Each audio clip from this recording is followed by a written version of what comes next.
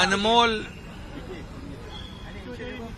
रत्न कहते हैं, वो रहा नहीं। ये भारत का कोहिनूर, हरपला भारत का कोहिनूर रहा नहीं, हमसे बिछड़ गया है, ऐसा मैं कहूंगा। और रतन टाटा जी हमारे में नहीं रहे, ये बहुत ही वेदनादायी दुखद घटना है हमारे लिए, पूरे देश के लिए। पूरे देश का एक अभिमान था, हमारे महाराष्ट्र का भी अभिमान था।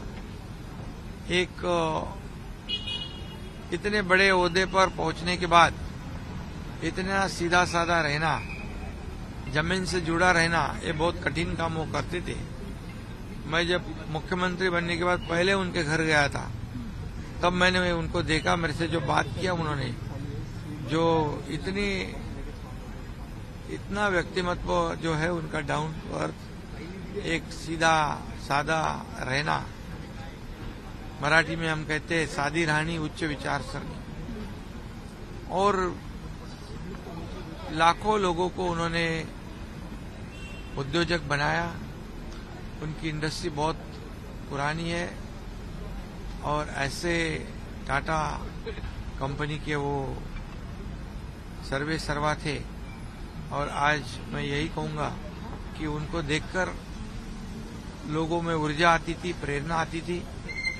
और वो हमारे महाराष्ट्र और हमारे भारत देश का अभिमान है, स्वाभिमान है।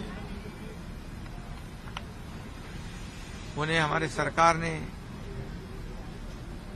उद्योग रत्न पुरस्कार, उनको कई पुरस्कार मिले, पद्मश्री, पद्म विभूषण, और जो भी पुरस्कार उन्हें मिले, उनको देने से उस पुरस्कार की ऊंचाई बढ़ गई। ऐसे उनका कर्तृत्व था। और लाखों करोड़ों लोगों को खुद के पैरों पे खड़ा करने का काम उन्होंने किया है। सिर्फ उद्योजक नहीं, तो एक देश सेवा, देशभक्ति से प्रेरित वो ये व्यक्तिमत्व थे।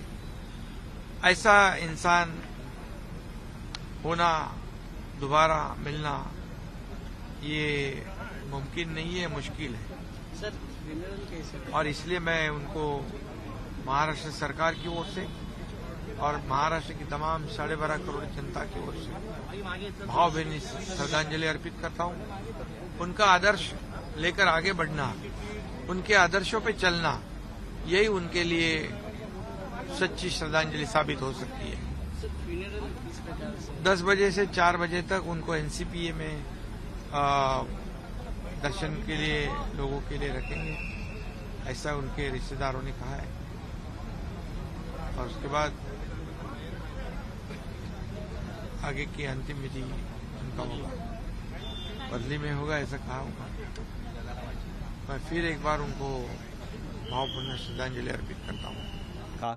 और साथ ही टाटा ग्रुप का जिस तरह से विस्तार हुआ, हजारों लाखों लोगों को नौकरियां मिली। अब देखिए, एक बहुत लंबा कार्यकाल रहा। मैं देख रहा था 1961 में करीब 23 साल के थे उस वक्त रतन टाटा, जब उन्होंने टाटा स्टील के फ्लोर पर काम करना शुरू किया। और करीब 52 साल तक सक्रियता से वो टाटा ग्रुप के साथ जुड़े रहे और अलग अलग स्तर पर उन्होंने काम किया। और एक और जिक्र किया जा रहा था कि एक बहुत ही पीपल्स लीडर थे, और जिस भी कंपनी में काम करते थे वहाँ पर लगभग हर कर्मचारी और एम्प्लॉय के पास जाना चाहते थे, उनसे बात करना चाहते थे। एक ओपन माइंड के साथ उन्होंने आम वर्करों के साथ उनके आइडियाज़ भी साझा किए, उसको इम्प्लीमेंट करने की भी कोशिश की। तो एक बहुत ही विजनरी लीडर थे जिनका योगदान हमेशा हिंदुस्तान याद रखेगा। जी।